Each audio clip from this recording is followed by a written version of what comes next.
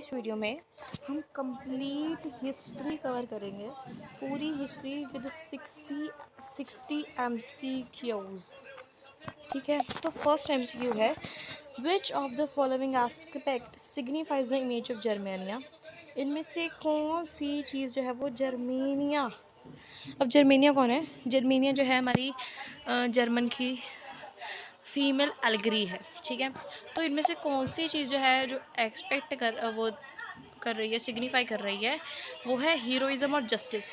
ठीक है, तो जर्मेनिया जो है जो हमारी, वो ना ही देखो कल्चरल ट्रेडिशन इन सब चीज़ों को कर रही है, वो कर रही है हीरोइज़म और जस्टिस। ठीक है, और क्या क्या कर रही है वो? Heroism, justice. लिख लेते हैं ना एक बार जर्मेनिया जी क्या क्या। ये चाहे जर्मेनिया हो चाहे मरेनिया हो, जो भी है वो दो नाम थे ना। ठीक है, तो वो जो है liberty, justice, equality before law और हीरोइज्म, चार चीज़ों को जो है ये सिग्निफाइज कर रही है।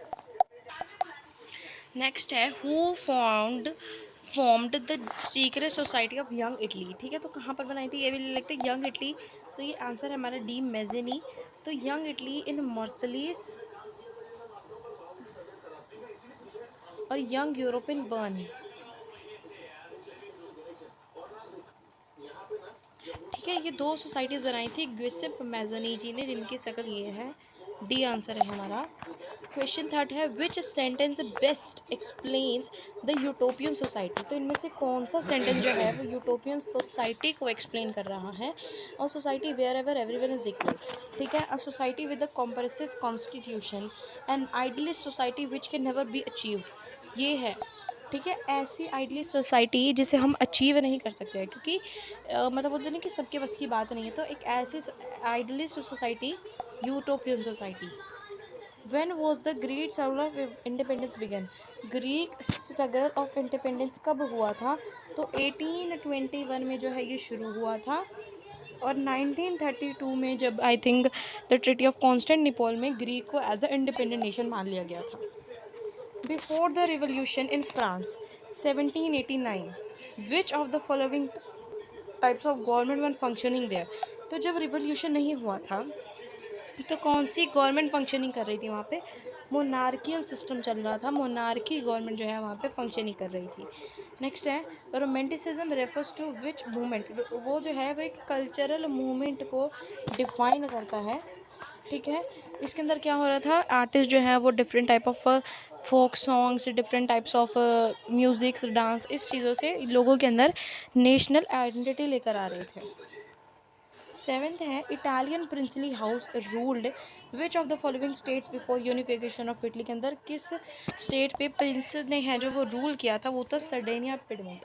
ठीक है, सर्डेनिया पिडमेंट के अंदर उन्होंने रूल किया था यूनिफिकेशन और जर्मनी की यूनिफिकेशन से पहले। तो which of the following treaty gave Greece signature of independent nation. तो हमारा डी आंसर है, ट्रीटी ऑफ कॉन्स्टेंटिनोपल जो है उन्होंने ट्रीटी को एज ए इंडिपेंडेंट नेशन माना था। ठीक है, उस ट्रीटी के बाद से।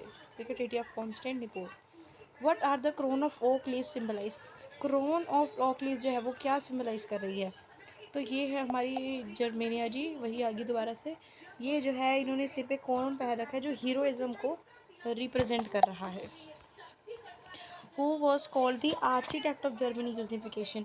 तो बी ऑटो वॉन बिस्मार्क को आर्किटेक्ट बोला गया था जर्मनी की यूनिफिकेशन के लिए, क्योंकि है ये प्रूशिया के एम्परर थे, बट इन्होंने यूनिफिकेशन ऑफ जर्मनी के लिए बहुत ज़्यादा हेल्प की मतलब 7 साल तक वॉर लड़ी। ठीक है, नहीं 7 साल तक 3 वॉर लड़ी। In which city Jallianwala Bagh incident took place. तो जलियांवाला बाग कहाँ है?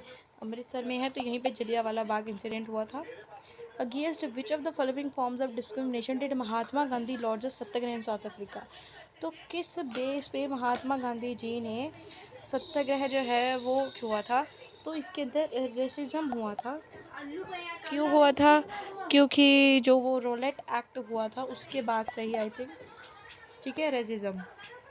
Civil disobedience movement started with which main demand. तो सिविल डिसोबीडियंट मूवमेंट किसके डिमांड के बातें आ रही थी? Demand of abolition of salt law, जो सोल्ट लॉ चलाया था, क्योंकि सोल्ट लॉ जो है मतलब सोल्ट के ऊपर गवर्नमेंट ने सबसे पहली बात तो टैक्स लगा दिए थे, और टैक्स तो बहुत ज़्यादा थे। सोल्ट तो मतलब एक मेन ऐसी चीज़ है जो सब लोग यूज़ करते हैं, इसीलिए सोल्ट के ऊपर जो रेवेन्यू आएगा उसको हटाने के लिए गांधी जी ने कहाँ से मतलब खुद सोल्ट बनाया था सी वाटर से। तो इस लॉ को अबॉलिश करने के लिए सिविल डिसोबीडियंट मूवमेंट को स्टार्ट किया गया था, ठीक है। 14th के अंदर why satyagraha was organize in Champaran. 1916 के अंदर सत्याग्रह क्यों हुआ था? To protest his land revenue, तो प्लांटेशन सिस्टम जो है उसके लिए, ठीक है। खेदा में गए थे वो, खेदा जो हमारी वो क्लोथ्स हैं वहाँ गुजरात में गए थे, अहमदाबाद में गए थे। अहमदाबाद में क्या करेंगे थे? कॉटन मिल वर्कर्स के लिए। तो मिल वर्कर्स के अंदर अहमदाबाद आएगा, और यहाँ पर आएगा to oppose the plantation system. Plantation systems के अंदर क्या हो रहा था? पीजेंट्स को रेवेन्यू बहुत ज़्यादा देना पड़ रहा था। Which of the below given statement is incorrect? Alluri Sitarama Raju के बारे में। Raju believed in the principle of non violence advocated by Gandhi ji. तो क्या वो इस चीज़ पे बिलीव करते थे? He used to persuade people to give up drinking. He use to claim that he was special power. ये तो उन्होंने बोला था। और इसी तरह inspire by non cooperation movement, ये भी है कि वो इंस्पायर हुए थे। बट राजू जो अलूरी सीताराम राजू जी जो है वो ये भी कहते थे उनके पास स्पेशल पावर है। He use to persuade people to give up drinking. But वो इस चीज़ पे बिलीव नहीं करते थे कि नॉन वायलेंस से हम जीत पाएंगे। वो कह रहे थे कि अगर हमें जीतना है, अगर हमें आज़ाद होना है, तो हमें वायलेंस की ज़रूरत पड़ेगी ही पड़ेगी, फिज़िकल फोर्स की। गांधी जी ने नॉन वायलेंस को क्यों ख़त्म किया था? इंक्रीजिंग प्रेशर ऑफ करते हुए round table conference. Gandhi ji ने चोरी चोरा जो इंसिडेंट हुआ था जहाँ पे बहुत ज़्यादा भगदड़ मच गई थी, उसकी वजह से उन्होंने उसे बंद कर दिया था। Who was responsible for organizing Dalit into a depressed class association? तो B.R. अम्बेडकर जी ने दलित को एक लीडर बन के ऐसे उनके एसोसिएशन के अंदर एकदम ऑर्गेनाइज्ड वे में उन्होंने रखा था। Identify the two leader who led Khilafat movement. Khilafat movement जो है वो दो भाई थे, शौकत अली और मोहम्मद अली। इन दोनों ने मिलकर इस मूवमेंट को चलाया। इन द सेंस उन्होंने बात की गांधी जी से जाकर कि ये सब है, ठीक है। 19th है by Dalits were ignored by Congress for a long time. Dalits को कांग्रेस की वजह से वो क्यों किया गया? फियर फॉर अम्बेडकर जी नहीं, because of intellectual fear of संताइज, बिकॉज ऑफ सोशलिज्म। तो देखो, फियर ऑफ ऑफेंडिंग द संतानिस, तो वो चाहते थे कि सब जो है वो यूनिफाइड होकर रहें, ठीक है। अगर एक सेपरेट इलेक्ट्रोड जीते तो फिर वो भी डिमांड करते। वंदे मातरम किसने लिखा है? वंदे मातरम लिखा है बंकिम चंद्र चट्टोपाध्याय। ये है, उन्होंने पकड़ी पहन रखी है, ठीक है। बंकिम चंद्र चट्टोपाध्याय ने लिखा है, और रविंद्रनाथ टैगोर, और इन्होंने ही भारत माता को डिस्कवर किया था। Identify the one who adopted the concept of assembly line to produce automobiles. So assembly lines को हेनरी फोर्ड जो है, ठीक है, उन्होंने ऑटोमोबाइल्स के लिए असेंबली लाइन को चुना था। The spreading disease of cattle plague is known as rinderpest, उन्हें बोला गया था, ठीक है, rinderpest. Until the 18th century, which of the two countries was considered the richest in the world? 18th century से पहले India और China को the richest country in the world बोला गया था। Identify the reason which made the transport of perishable products over long distance possibly। तो सबसे पहले तो रेफ्रिजरेटेड शिप्स, ठीक है। रेफ्रिजरेटेड शिप्स जो है वो पॉसिबल करती थी शिप्स वगैरह को एक से दूसरी जगह जाने के लिए, और रेफ्रिजरेटेड शिप्स ने बहुत हेल्प की थी। वाई द वर्ल्ड बैंक का सेटअप किसके लिए सेटअप हुआ था? To finance post work construction with the purpose of financing. तो ये जो था तो जो वर्ल्ड बैंक है वो पोस्ट वर्क कंस्ट्रक्शंस जो हो रही थी उसे फाइनेंस करने के लिए था। तो ए है हमारा आंसर। फाइनेंशियल रेगुलेशन नहीं, इंडस्ट्रियल डेवलपमेंट नहीं, और to have the third country, ठीक है। बेसिकली ये था कि जो नीड्स आ रही थी वॉर टाइम पे उन्हें फुलफिल करने के लिए। Identify the most important and relevant cause of great depression. Great depression का मोस्ट रिलेवेंट कोर्स क्या था? People person fund rehabilitation to refugees. अच्छा, ये answer agricultural over production which related to fall in prices. हाँ, ये तो हुआ था, है ना। Decline in agriculture production, decline तो बहुत ज़्यादा बड़ी थी। Closure of banks, loss of employment. तो ए है हमारा आंसर, एग्रीकल्चर की जो ओवर प्रोडक्शन हो रही थी। 27th है, what was the reason that European were attracted most of him, क्योंकि because of its land resource और मिनरल वेल्थ, उनके पास इतने ज़्यादा अच्छे अच्छे लैंड रिसोर्स और मिनरल वेल्थ थी। नेक्स्ट है identify the correct response out of the following. The silk route help in commercial and cultural exchange. The silk route was acted in link between different countries. The silk route acted as a root. तो सारे ही आएंगे क्योंकि सब ही जो हैं ये सब हुआ था, कल्चरल एक्सचेंज भी हुआ, कमर्शियल एक्सचेंज भी हुआ, ठीक है, कंट्रीज़ के बीच में लिंक भी बना, ठीक है, सब हुआ था ये। Which factor compelled the Africans to work for wages? Loss of livestock, poverty, oppression by the outsiders, operations by the outsiders। जो आउटसाइडर यानी कि जो यूरोपियंस हैं उन्होंने ऑपरेशन किया था। और which factor compared for loss of life stock, ठीक है, ये तो हुआ ही था, आउटसाइडर थे। और यहाँ पे अगर यूरोपियन आता तब आप ये लिखते। तो लॉस ऑफ लाइफ स्टॉक्स का मतलब है कि जो उनकी लाइफ स्टॉक्स यानी कि जो कैटल हैं उनकी कमी होने की वजह से उन्हें ये सब करना पड़ा। Which country pass the corn law? Britain ji जो है उन्होंने कॉर्न लॉ को पास किया था। क्यों किया था वो हम पिछली वीडियोस में बहुत बार डिस्कस कर चुके हैं, ठीक है। हर मतलब जो हमारे 5 चैप्टर है ना इसलिए उसकी पिछली वीडियोस में हमने 1 मार्क 2 मार्क 3 मार्क हर के चैप्टर वाइज किए हैं, तो वो ध्यान से देख लेना। The loss of destroyed dash African livelihoods. तो जो कैटल का लॉस हुआ था, ठीक है, कैटल का जो लॉस्ट हुआ था इसके अंदर हमारा मेन डिस्ट्रॉय हुआ था। 1815 में big European power met in dash to complete the carving of the African between them. तो वो मिले थे बर्न के अंदर जाके, बर्लिन था या बर्न था, बर्लिन था, ठीक है, बर्लिन के अंदर वो जाके मिले थे ताकि दो मतलब यूरोपियन जो पावर जो है वो बर्लिन के मिल गए। सपोज़ ये ठीक है यूरोप है, इसके अंदर 2-4 इतने इतने लीडर हैं और ये अफ्रीका है, तो इसने कहा अफ्रीका का तो ये वाला पार्ट ले, मैं ये ले लूँ, ये वाला ले लूँ, तो ये बर्लिन के अंदर जाके मिले थे। Europeans came to hoping to establish plantation and mines but they face the problem of labour shortage. Africa के अंदर ये सब हुआ था क्योंकि अफ्रीका के जो बंदे हैं वो चाहते ही नहीं थे कि वो काम करें वहाँ पे जाके। The first symbol of the new era was dash, ठीक है, it's production boomed in the late 19th century. First era जो था वो था हमारा कॉटन के साथ, क्योंकि जो हमारा इंडिया है वही लीड प्रोड्यूसिंग कंट्री था कॉटन के लिए। Dash dash created the cotton mill. तो किसने कॉटन मिल क्रिएट करी थी? रिचार्ड आर्कराइट ने, जेम्स वट ने। तो रिचार्ड आर्कराइट ने कॉटन मिल्क को क्रिएट किया गया था, बी है हमारा answer. With the expansion of railways in England from 1840s and the colonies from 1816, the demand for dash and dash increased। तो क्योंकि रेलवे से एक्सपेंशन हो तो आयरन और स्टील की वो उड़ी और ज़्यादा बढ़ गई, क्योंकि आयरन और स्टील चाहिए होता था रेलवे ट्रैक्स के लिए, डब्बे वगैरह बनाने के लिए। 37th है, even at the end of the 19th century dash of the total workforce was employed in technologically advance industrial area. तो कहाँ पे हुआ था? ये हुआ था लेस देन 20% जो है वो वहाँ जा रही थी और 80% वर्क जो है वो बैठे हुए थे आराम से। James Watt planted the engine बनाया था उन्होंने 1781 में। 39th है, which one of the following statement are true about steam engines? At the beginning of the 19th century there were not more than 320।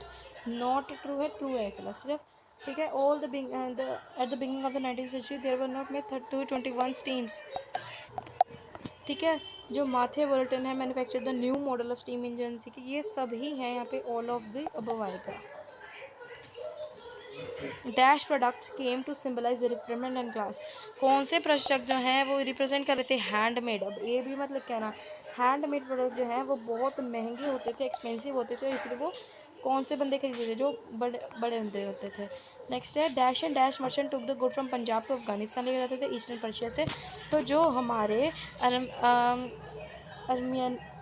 Armenian और पर्शियन है वही जो है वो गुड्स लेके जाते थे इधर उधर। Before the age of machine industry, silk and cotton goods from dash dominated the international market in textiles।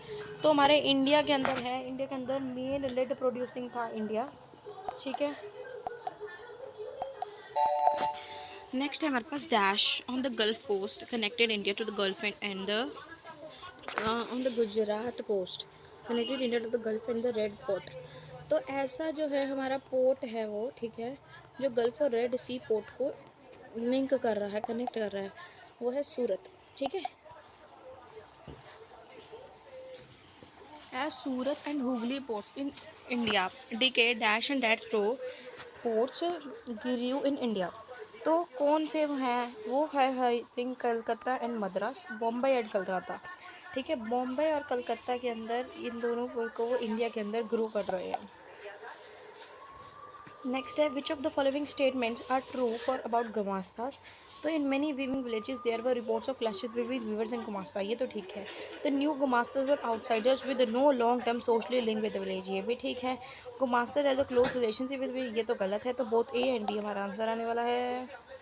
The earliest kind of print technology was developed in dash Japan and Korea, तो ये हुई थी China, Japan और Korea के बीच में develop. ठीक है, China answer देख लिया आपने, सी आंसर है।